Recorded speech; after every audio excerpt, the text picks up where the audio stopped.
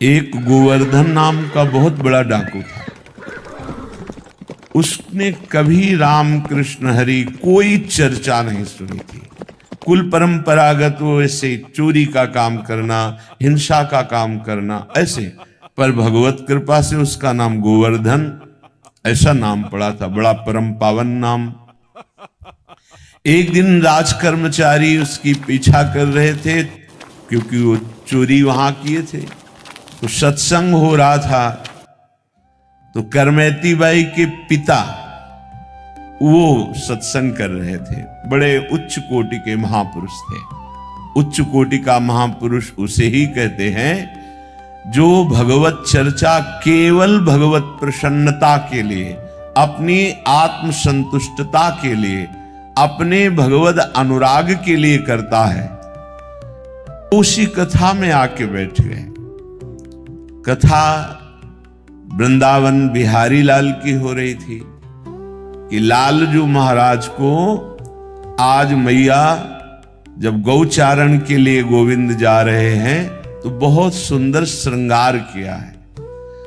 आज मोर मुकुट स्वर्ण के मुकुट के ऊपर विराजमान किया। मोर का पंख स्वर्णिम मुकुट है। अब वो चोर था, स्वर्ण की बात सुनते उसके एकदम सावधान हो गए कान। अभी 10 वर्ष के हैं, हाथ में लकुट दी वो भी स्वर्ण की, कमर में करधनी बंधी वो भी स्वर्ण की, बहुत हीरो से जटित बाजूबंद हैं, वक्षा स्थल में हार आदि आभूषण हैं। अब तो उसको लगा कि इतना धनी बालक 10 वर्ष का, हम इधर उधर चोरी करते हैं, अगर इसको लूट ले तो हम धनी हो जाएंगे। विचार तो बहुत बढ़िया बना। जो गोविंद को लूट ले उससे बड़ा धनी और कौन हो सकता है। बहुत ही प्रवीण बलवान चोरी में था। कथा संपन्न हुई। व्यास भगवान जो कथा कह रहे थे उनके समीप गए। परशुराम जी उनका नाम था। कहा तुम डरना मत। तो उनका मैं क्यों डरूंगा आपसे। बोले मैं अपना परिचय बताता हूं, मैं गोवर्धन डाकू हूं। कहा बढ़िया है भाई, तुम्हारा नाम तो बहुत बढ़िया है, हमसे क्या काम। पता बताओ, ये जो अभी धनी बालक की बात आपने की इसको मैं लूटूंगा। बड़े प्यार से देखा उनका, हो भगवान की कृपा हो गई इस जीव पर, भगवान की कृपा। बोले भाई तुम्हारी क्या ताकत है, बड़े से बड़ा कोई डाकू उनको नहीं लूट सकता। तो उन्होंने कहा तुम हमें जानते नहीं, एक बार अगर हम ठान ले तो निश्चित हम उसे लूट लेते हैं। तो उनका ऐसा कोई बलवान ही नहीं हुआ कि हम जिनकी बात कर रहे हैं उनको लूट ले। तत्काल उसने बड़ी सी चाकू निकाली और कहा पता चुपचाप लिखो, हम जरूर उसको लूटेंगे। और देखो हम चोर जरूर हैं लेकिन हम बहुत जिद्दी स्वभाव के हैं। तुम्हारे सामने कसम खाते हैं हम जब तक हम उसे लूट नहीं लेंगे पानी नहीं पिएंगे। अब तो परशुराम जी जो व्यास जी थे उनको बड़ा सुख मिला कि भगवान कैसी कृपा जीव पर करते हैं। तो उनका भाई सुनो, उनका नाम कृष्ण है। वो वृंदावन में गौएं चराते हैं, पर वो देखने को तो 10 वर्ष के हैं पर प्रवीणता उनकी बहुत बड़ी है। वो जल्दी किसी के फुसलाने में फुसलने वाले नहीं और धमकाने में डरने वाले नहीं। तुमने ठान लिया इसलिए मुझे लगता है तुम लूट सकते हो, क्योंकि जो ठान ले, निश्चय कर ले तो ये दुर्लभ नहीं है, फिर ये मिल सकते हैं। उसने कहा पक्का, पर मुझे नाम पता नहीं, याद रहे कि ना रहे, नाम बताओ। तो उनका सहज सरल नाम का श्याम सुंदर है। श्याम सुंदर, श्याम सुंदर, वृंदावन में श्याम सुंदर, वृंदावन में श्याम सुंदर। भजन बनने लगा। देखो सत्संग का प्रभाव देखो। भगवत मिलने के लिए कमर कस ली, भगवान का साक्षात्कार करने के लिए अनजाने में शपथ खा ली, जब तक देखूंगा नहीं पानी नहीं पीऊंगा। जब चलने लगे तो परशुराम जी ने कहा, भाई आखिरी उपाय मैं बता देता हूं, जब तुम्हारा बल ना चले तो देखो अभी हम लाते हैं हमारे घर में ठाकुर को भोग लगाने के लिए माखन मिश्री है, और उसको ये बहुत प्यारा है माखन मिश्री। जब वो तुम्हारी घुड़की से, तुम्हारी चतुरता से ना लूटे तो फिर प्यार से तुम उसे लूट सकते हो। ये माखन मिश्री खवाना और लूट लेना। हाँ, ये बात तो ठीक है। माखन मिश्री भी रख ली। पैदल वहां से चला वृंदावन के लिए। वृंदावन श्याम सुंदर, वृंदावन श्याम सुंदर। कैसी भगवान की कृपा होती है।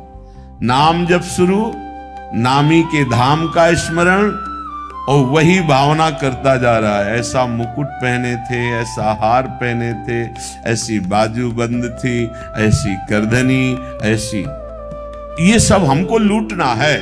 बड़ा प्रसन्न, पानी भी नहीं पिया। अब जब वृंदावन में आया, अब वो पूछता है कि श्याम सुंदर यहां गौएं कहां चराते हैं। लोगों ने समझा बावरा है, पागल हो गया है, क्योंकि वो तो द्वापर में भगवान प्रकट हुए थे, वो लीला की थी गौएं चराने की। अब इस कलयुग में कहां ऐसा। तो किसी ने ना तो परिचय बताया, उसको लगा गौएं तो कहीं जंगल में चराते होंगे।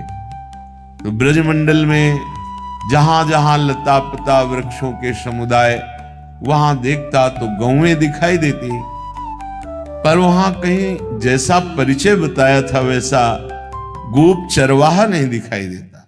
प्यास से व्याकुल, भूख से व्याकुल, लूटने का दृढ़ संकल्प, पुकारा श्याम सुंदर, श्याम सुंदर। कोई आर्त भाव से भगवान को पुकारे तो भगवान एक ही नाम में प्रकाशित हो जाते हैं। हार गया ढूंढते ढूंढते, लूटने की कसम खाई है, अगर नहीं मिले तो पानी भी नहीं पीऊंगा, प्राण भले त्याग दूं। जहां ऐसा समर्पण, और जो हार गया तो उसके हृदय में आर्त भाव आ जाता है। श्याम सुंदर। दृश्य बदल गया। जब आंख खोली तो देखा बहुत ही दिव्य, सब नवीन गौएं, ऐसी गौएं जिनके देखने मात्र से उसके हृदय की प्यास भूख की जलन शांत हो गई, क्योंकि सब श्रुति स्वरूपा भगवत स्वरूपा है। और उनके मध्य में जैसा कथा में सुना था वैसा ही प्रभु को देखा। सोचा ये तो बालक है, सखा लोग, ये हमारा क्या कर लेंगे। गया श्याम सुंदर। प्रभु बहुत मुस्कुराकर नेत्र नचाते हुए देखे।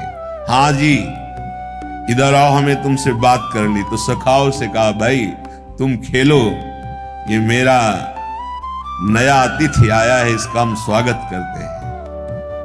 ये सब दिव्य लीला सत्संग में दृढ़ भाव, सत्य भाव करने के कारण बड़ी जल्दी प्रकाशित हो गई। जहां जन्म जन्म लगते हैं भगवत साक्षात्कार के लिए, एक पापात्मा जीव, हिंसक जीव, चोरी करने वाला दृढ़ विश्वास किया कि जो ये व्यास जी कह रहे हैं वो एक एक अक्षर सत्य है, उसको संशय ही नहीं हुआ। श्रोता की अगर ऐसी स्थिति हो तो बहुत जल्दी लाभ मिलता है। भगवान नजदीक गए। हाँ बोल, क्या बात। उसने देखा कि बालक तो है लेकिन बहुत ही निर्भय है। उन्होंने कहा, ठीक से बात करो, तुमने अभी हमारा नाम नहीं सुना होगा। ठाकुर जी ने कहा, भैया बता दे तेरा नाम क्या है। बोले गोवर्धन। तो बोले हमारा नाम नहीं सुना होगा, हमारा नाम है गोवर्धन धारी, तेरे से बड़ा नाम है। अब उसने कहा कि देखो, बातें मत बनाओ, अपने मुकुट उतारो, बाजूबंद उतारो, ये करधनी उतारो, ये सब रखो, जानते हो हम चोर हैं। भगवान ने कहा, भैया गलत जगह आ गए, तुमसे हम बड़े चोर हैं। हम चित्त चुराते हैं, अनेक जन्मों के संचित पापों को चुरा लेते हैं। तुम हमें डरा नहीं सकते। उसको बहुत प्यास भी लगी थी, भूख भी लगी थी। उसने सोचा कि आखिरी वाला दांव, ये बहुत प्रवीण बालक है, जैसा पंडित जी कह रहे थे कि भयभीत भी नहीं होगा और फुसलाने में आ सकता है। अब तो माखन मिश्री निकाली और कहा, लाला ये माखन मिश्री खा लो। प्रभु ने देखा, अच्छा तुम मुझे माखन मिश्री पवाना चाहते हो। ये माखन मिश्री उन महाभागवत के कर कमल द्वारा भावना से दिया हुआ था। प्रभु ये जीव भटका हुआ है, ये सत्संग से प्रभावित होकर आपकी तरफ चला है, नाथ ये भेंट स्वीकार कर लेना।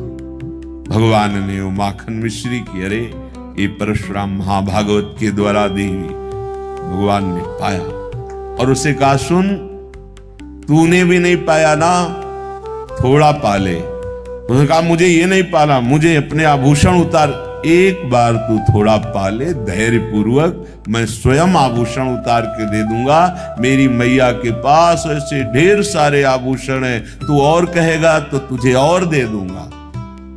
जीव ही चखा भगवत प्रसाद, सब अंतःकरण की मलिनता नष्ट हुई, प्रेम नेत्र खुले, चरणों में गिर। अरे प्रभु प्रभु, आर्त भाव से त्राहिमाम त्राहिमाम। भगवान ने कहा, ये आभूषण ले जा। बोले, नहीं प्रभु अब नहीं। मुझे जो जन्म जन्मांतर से सुख की आकांक्षा से हिंसा चोरी पापाचरण कर रहा था, आज आपकी कृपा से वो सब भ्रम नष्ट हो गया। हे सुख सिंधु प्रभु, अपने चरणों से अब कभी विलग मत कीजिए। भगवान ने उसे अपने नित्य सखा के रूप में, अर्थात उसका शरीर पूर्ण हुआ और वो नित्य सखा स्वरूप होकर सदैव सदैव के लिए गोविंद की सेवा